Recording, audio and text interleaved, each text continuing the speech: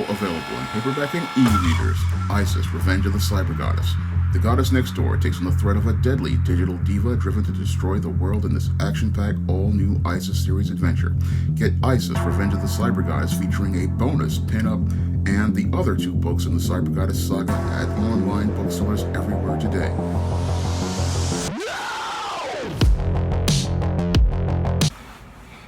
Recently, Target became the second retailer to change the way it did business in San Francisco. Now, in response to a rise in shoplifting, the Target Corporation has reduced hours at its San Francisco stores, and the stores will now be closing at 6 p.m.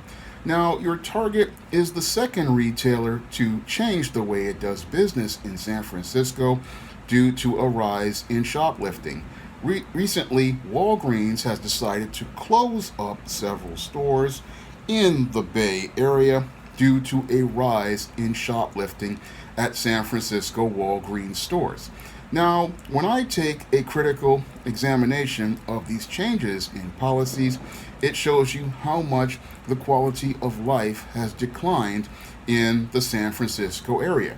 Now, almost a decade ago in San Francisco was experiencing a golden age of gentrification, and many properties were practically at an all-time high. I remember reading reports that a 1-bedroom apartment in San Francisco was over $3,000, and some were even $4,000 a month to rent. And home prices were through the roof, and San Francisco was experiencing a great quality of life, and it was considered a place that everybody wanted to live. Unfortunately, over the last decade, many of the leftist politicians took the high quality of life for granted, and instead of them looking to maintain a high quality of life for its citizens and its taxpayers, many of the leftists began creating policies that they thought would improve the quality of life for the poorest citizens. Unfortunately, many of these policies that they implemented were to the detriment of the quality of life for the working class and all of those people who moved there as the city was becoming more and more gentrified. So many of the residents of San Francisco, they were out here living the high life.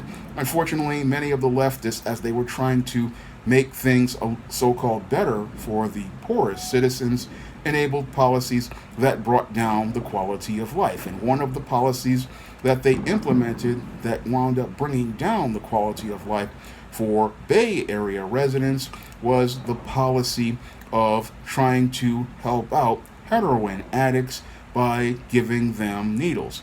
Now, giving these heroin addicts needles was supposed to help them deal with their addiction, but all that was doing was enabling these heroin addicts with their habit. And as these heroin addicts began loitering on the streets, this made a lot of areas extremely unsafe because these individuals would go out here and they would go out here and take their drugs and then leave the needles that they got from the city on the street. And that made it where families and children didn't want to go to many areas, and it led to some people practically starting to move out of those areas.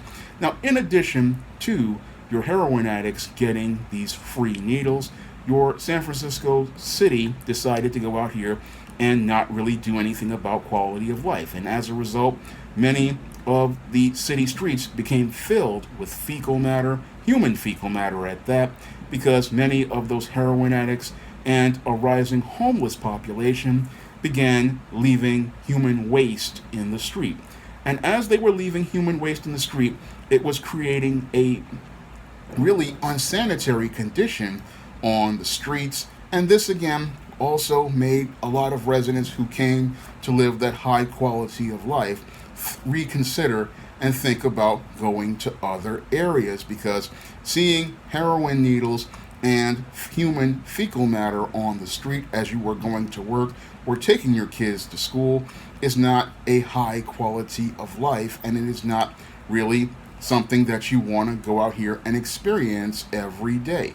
So your politicians went out here and created these policies that were really detrimental to the quality of San Francisco residents' lives, and then further escalated their campaign by going out here and further participating in other policies, like I believe California possibly participated in bail reform. I don't know if they did, but that also was another detrimental policy, along with another policy where your San Francisco prosecutors went out here and then went out here and said they are not going to prosecute shoplifting of items under $900. Now, this policy where they said they were not going to prosecute anybody who stole anything under $900, this is what incentivized many of these homeless people and many of these heroin addicts and even your neighborhood Pookies and Ray Rays to go to stores like Walgreens and Target and steal very, very popular items. And the reason why they did that is because they know that they're not going to be prosecuted for stealing any item under $900. And this is why you would see people like those in the viral video going out here who loading up a bag of items and then pedaling out on a bike and then leaving the store. And in another video, we saw a pair of females cleaning off shelves, and this has really hurt a lot of retailers, not just Walgreens and Target, but also the Gap and many other retailers all across the Bay Area. They have lost a lot of merchandise and a lot of money, all due to these policies.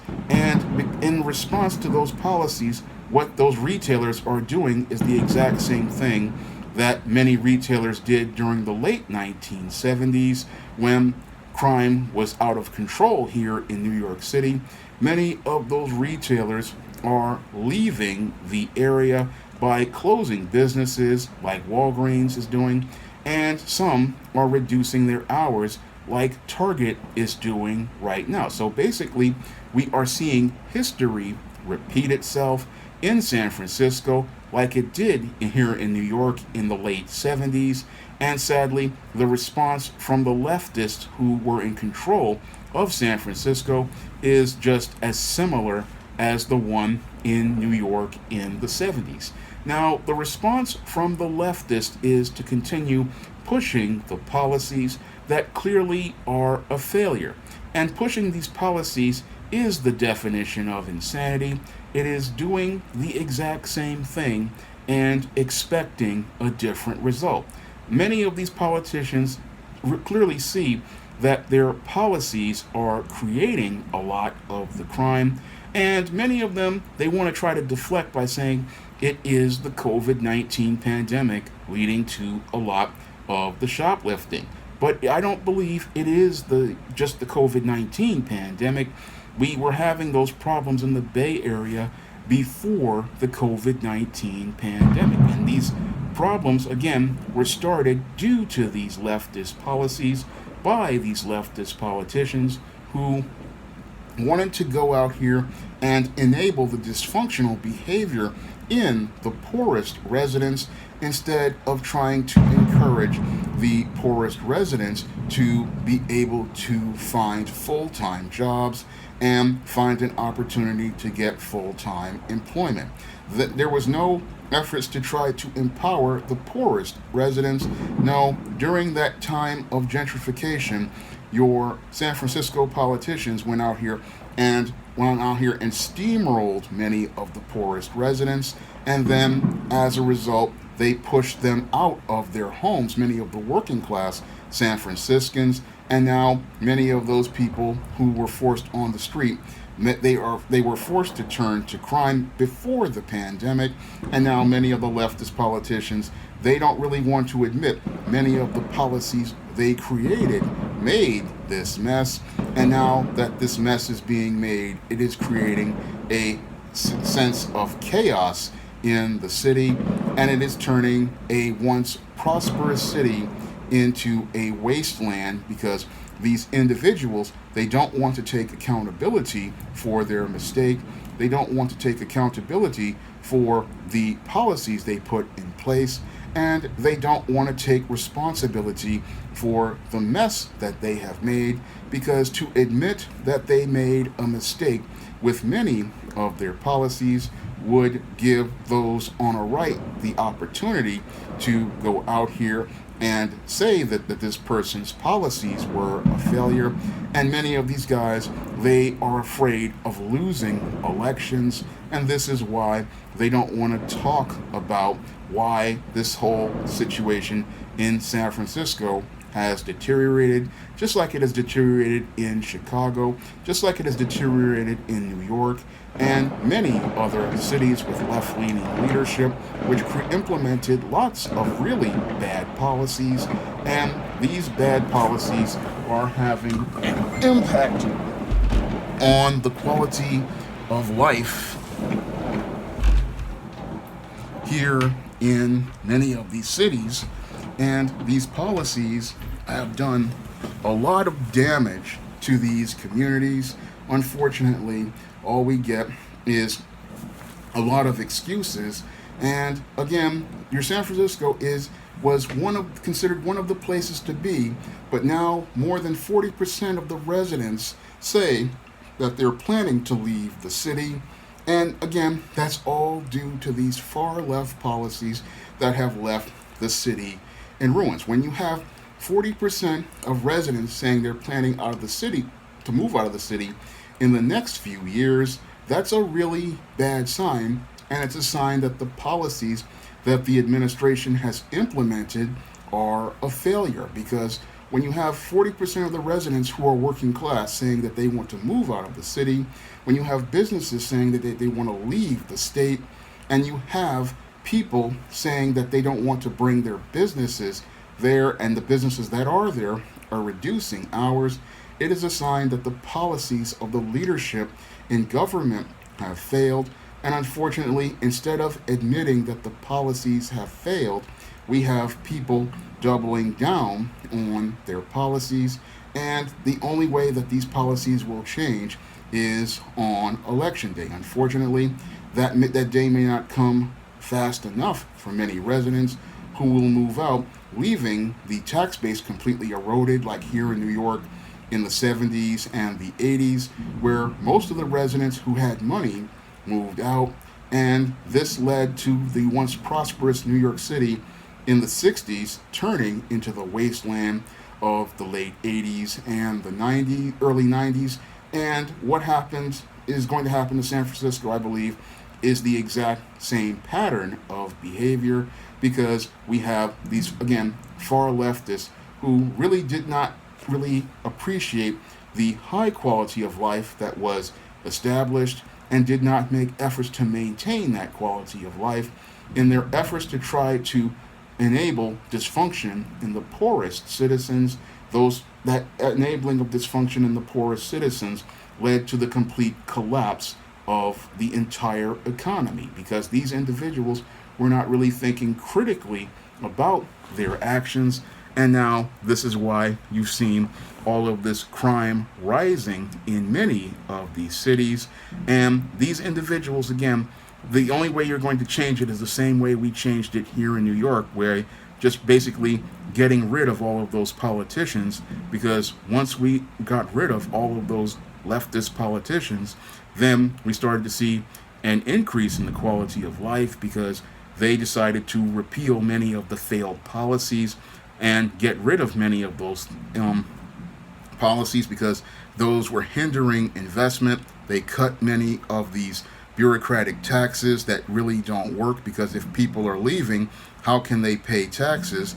And if people are walking away, you have no tax base. So they broke the vicious cycle here in New York, voting for different candidates. And again, this is the only way things are going to change. Now, people really don't see what's going on with this pattern, but I've lived through this pattern back in the late 70s and the 80s growing up here in the South Bronx. And when I saw the Target going out here and cutting its hours in an effort to reduce shoplifting, it took me back to the dark days here in New York when I would see stores having bulletproof glass up in order to do business, and having that revolving cube where you would make an order, they would go get the stuff from the back and then push your stuff to the cube after you finish paying for it.